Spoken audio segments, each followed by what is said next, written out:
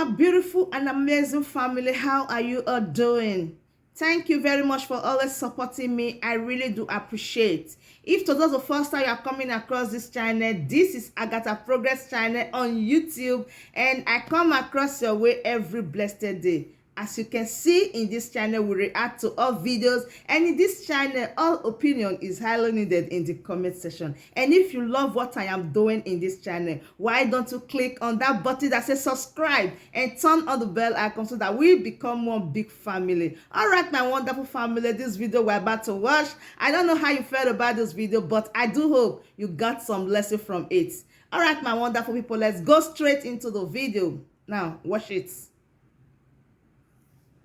Welcome to the United Nations, His Excellency Muhammadu Buhari, President of the Federal Republic of Nigeria, and invite him to address the Assembly.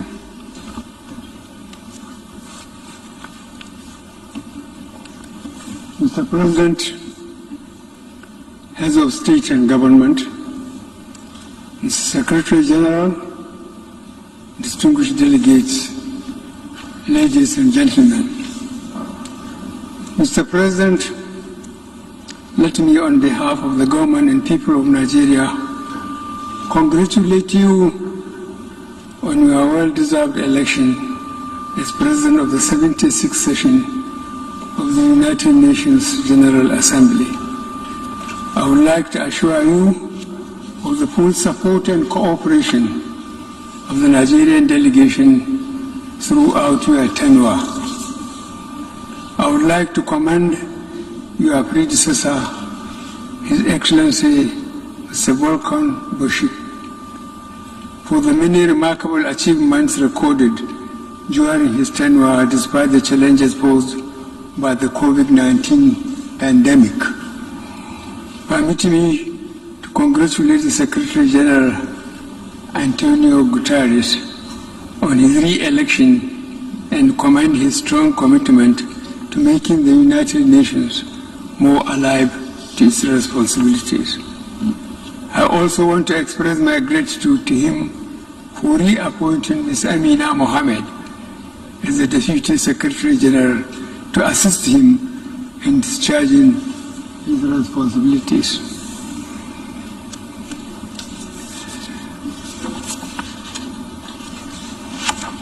Mr. President, excuse me, the theme of this year's General Assembly, Building Silence, Resilience through Hope to Recover from COVID-19, Rebuild Sustainability, Respond to Needs of the Planet, Respect the Rights of the People, and Revitalize the United Nations sums up our common desire to rescue our planet, recover our economies, and restore hope to all the peoples of the world.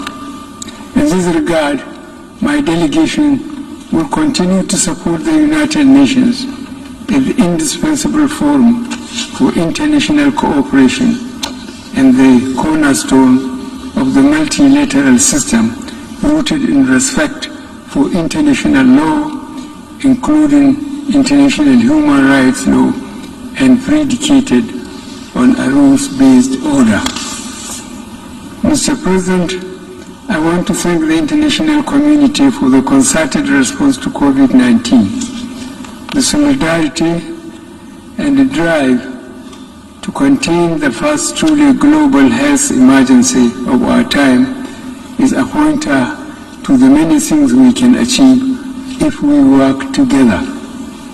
On our part, Nigeria has made strenuous efforts to contain the virus and hold its deadly onslaught on our people.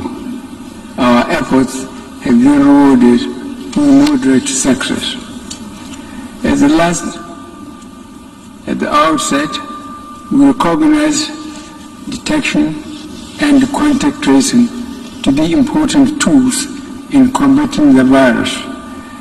In this connection, from a mere 4 laboratories with testing and detection capacities, we ramped up the facilities to over 140 centers today. Similarly, we built isolation centers and emergency hospitals wards in record time all over the country. We carry out genomic sequencing in designated laboratories across the country with a view to detecting variants in circulation. In addition, over 40,000 healthcare workers have recently been trained on infection prevention and control measures with the support of various partners. Nigeria remains grateful for the assistance received from our partners and friends all over the world. Vaccination is the key to our safe emergence from the pandemic. We fully support the COVAX initiative, from which we have benefited. We also thank the United States of America, Turkey, India, China, European Union, and others for the vaccines provided.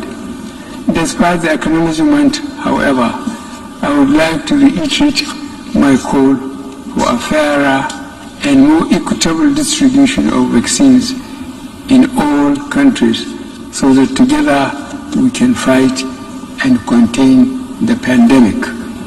The rising wave of newer and more contagious strains makes this even more urgent. No country can afford the socio-economic implications of prolonged shutdown. It is imperative to underscore that no one is safe until everyone is safe.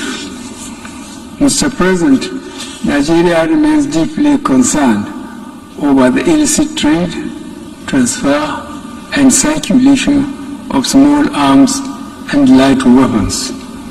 Their excessive accumulation and uncontrolled spread in many regions of the world are having devastating humanitarian and socio-economic consequences, especially on the continent of Africa. It is on this note that my delegation calls for the worldwide application of the Arms Trade Treaty to codify accountability in conventional arms trade, which is critical to the security of nations. This is in recognition of the need for a broad-based global partnership in the ongoing battle against transborder crimes, including terrorism and piracy.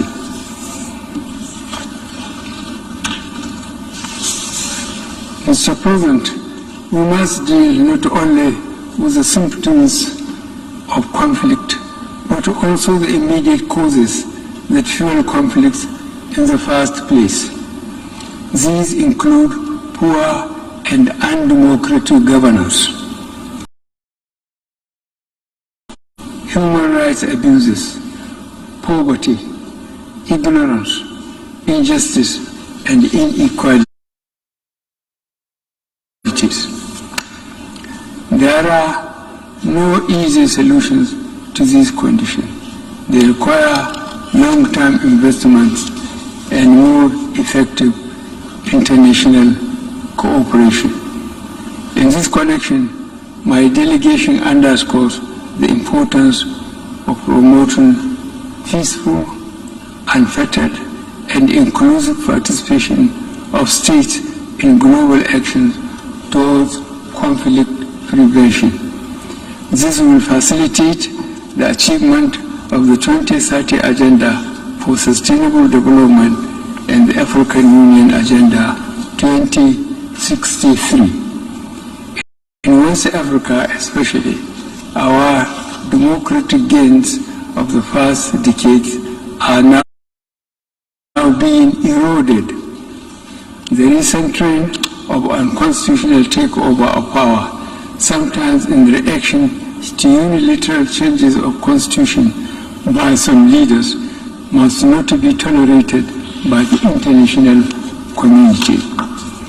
Nigeria fully supports the efforts of ECOWAS to address this growing challenge and appreciates the support of both the African Union and the United Nations.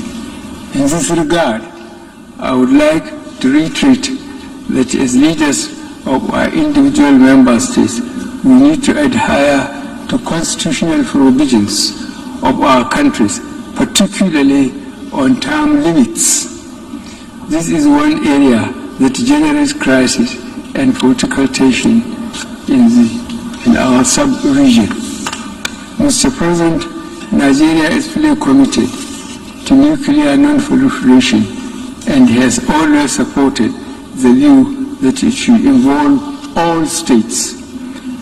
Disarmament conventions deserve the support of all states, small, large, nuclear, or non-nuclear.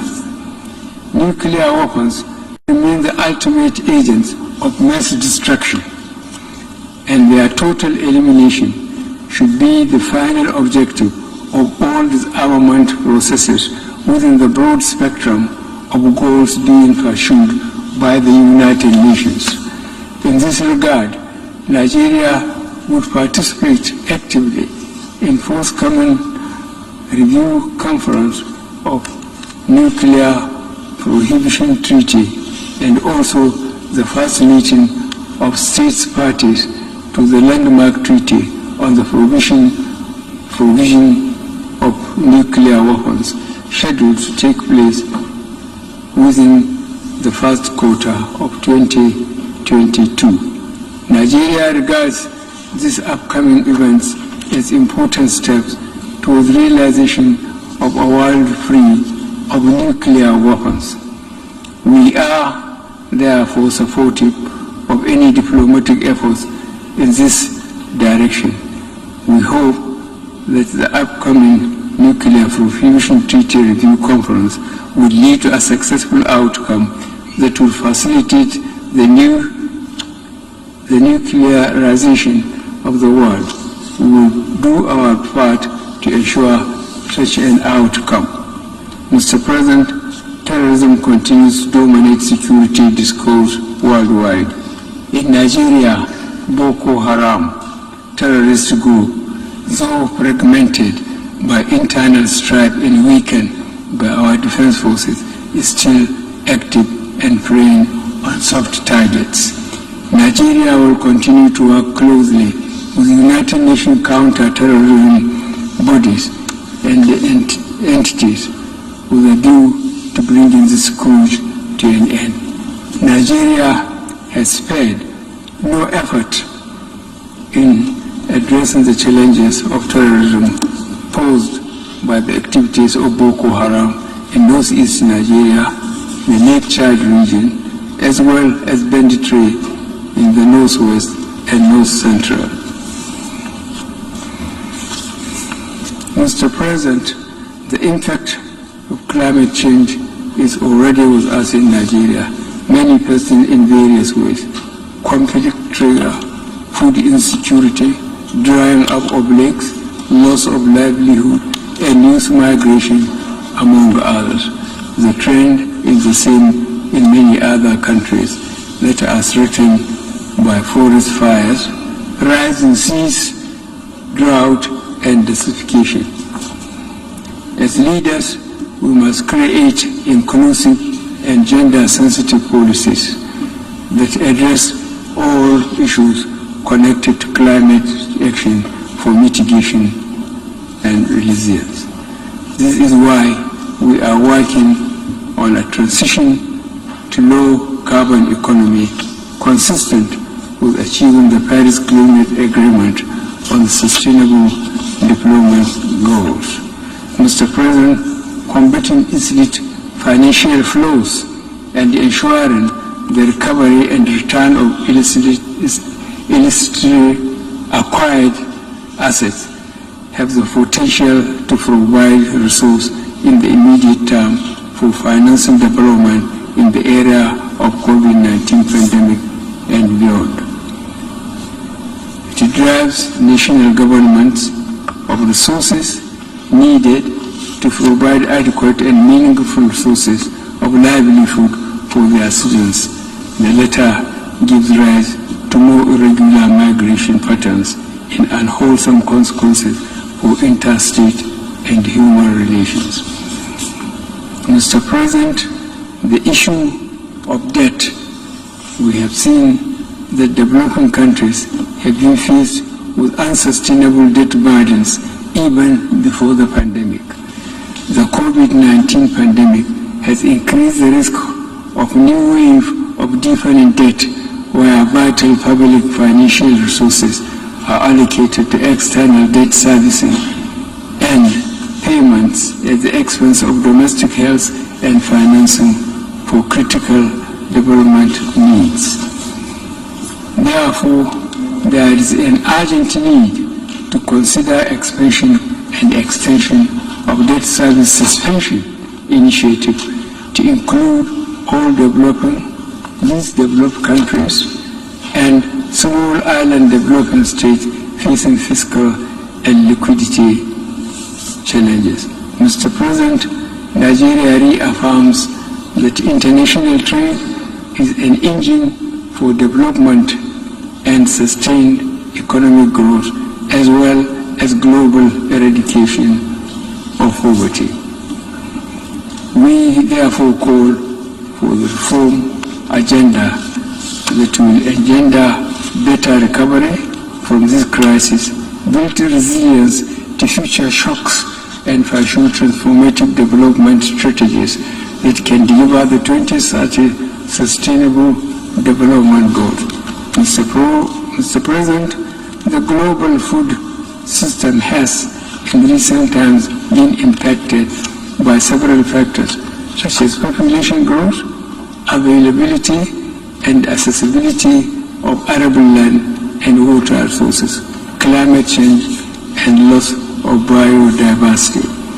Climate change and unpredictable shocks, such as the current global pandemic, further exacerbate vulnerabilities in the global food system, requiring the United Nations urgent attention.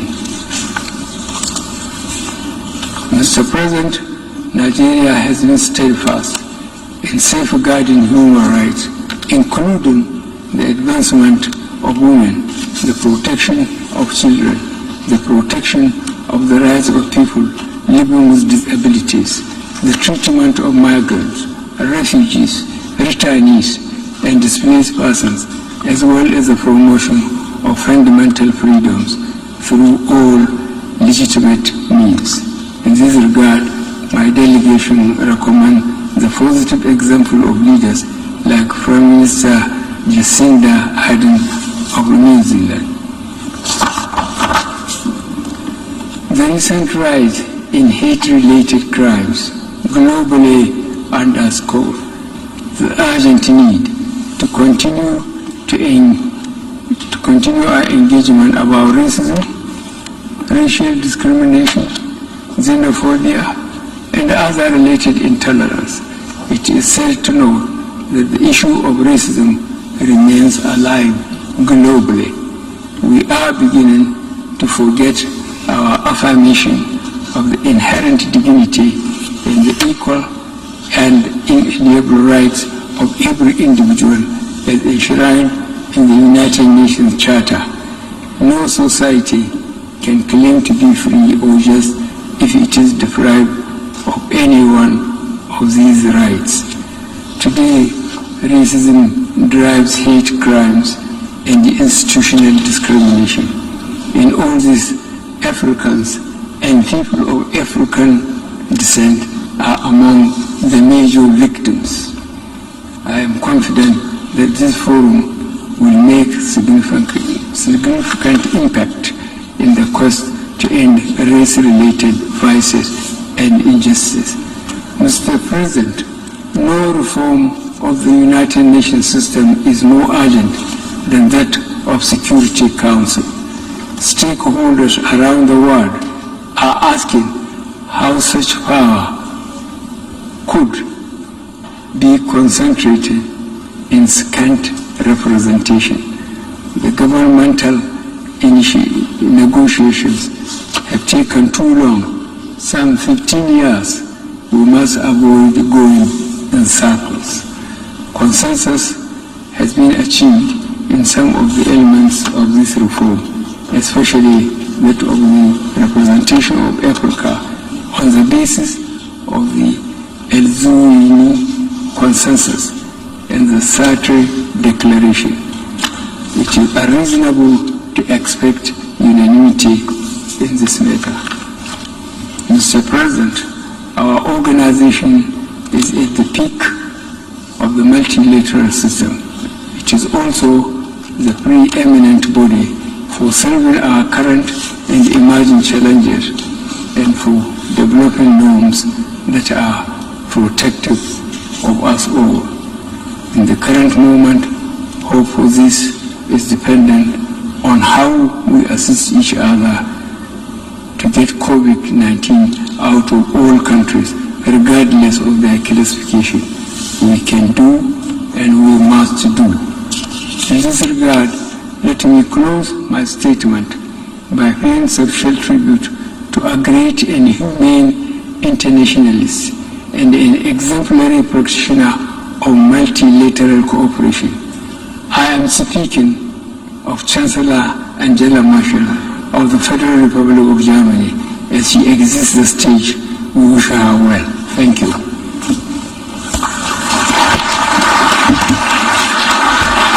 On behalf of the General Assembly, I wish to thank. So this is all about the news you have to know about Buhari and the speech he gave in the UN summit. This is all you need to know. This is Muhammadu Buhari for you. Thank you very much once again for supporting this channel. I'm grateful. Do well to like, share, and subscribe if you haven't. See you when I see you. Bye bye.